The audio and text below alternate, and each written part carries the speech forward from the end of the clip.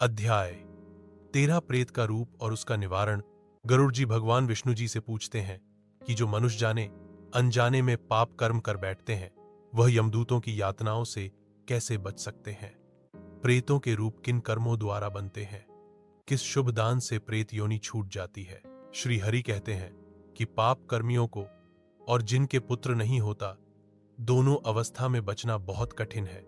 मनुष्य को पुत्र प्राप्ति के लिए हरिवांसा का पाठ, साता चांदी या रुद्र भगवान की पूजा करनी चाहिए। फिर भी दिवंगत आत्माएं स्वर्ग लोक तक जाती हैं यदि उनका संस्कार पुत्र न होने की अवस्था में कोई दूसरे मनुष्य द्वारा विधिपूर्वक किया जाए। जो पूर्व जन्म संचित कर्म के अधीन रहकर पाप कर्म में अनुरक्त रहते हैं, अपने धर्म को त्याग कर दूसरे धर्म को स्वीकार करता है, विद्या और सदाचार से वंचित है, वह प्रेत योनि में जन्म लेते हैं। जीव अपने कर्मों अनुसार दूसरे शरीर को प्राप्त करके यमलोक में नाना प्रकार के कष्ट भोगता है।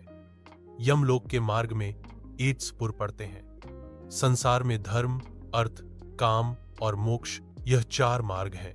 धर्म मार्ग पर उत्तम प्रकृति वाले प्राणी चलते हैं। अर्थ अर्थात धन धान्य का दान करने वाले प्राणी विमान से परलोक जाते हैं।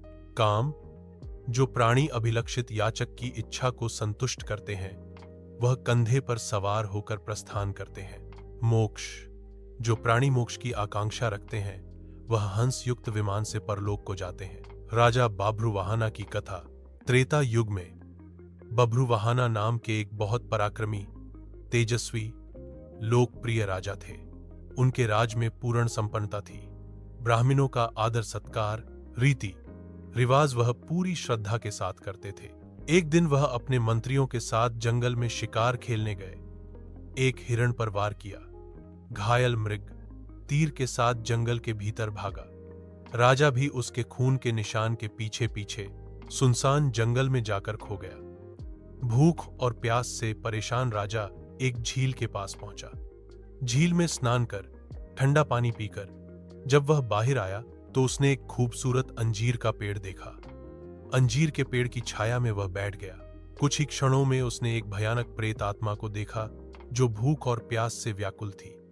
वह प्रेत आत्मा राजा के सामने आकर बोली, हे राजन, आपकी कृपा से आज मुझे इस दुर्गति से छुटकारा मिला है। मैं आपका आभारी हूं।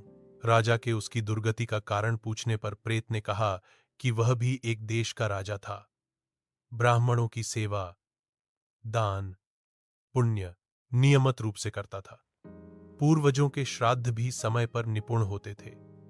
परंतु यह सब व्यर्थ हो गया क्योंकि उसके कोई संतान नहीं थी, कोई मित्र, कोई संबंधी जो मेरे मरण उपरांत मेरी अंत्येष्टि विधि पूर्वक करता, जिसके कारण मेरी यह दुर्गति हुई। यदि मासिक श्राद्ध पूर्ण नहीं होते तो ई.जी. वार्षिक श्राद्ध करने पर भी मेरी गति नहीं हो सकती। राजा ने आश्वासन दिया कि वह उसकी परम गति के लिए वह सब प्रयास करेगा जो वह करने को कहेगा। प्रेत ने यह सब विधिं कहीं।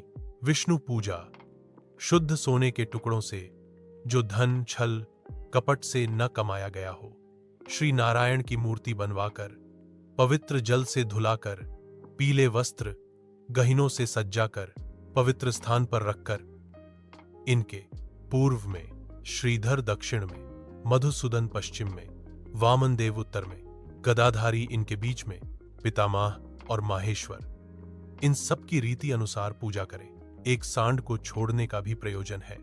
एक शैया, ब्राह्मणों को पददान और एक सोने से बना मटका दूध और घी से भरा हुआ ब्रह्मा, विष्णु, महेश को पूजने के पश्चात अर्पित किया हुआ ब्राह्मण को दान में दिया जाता है।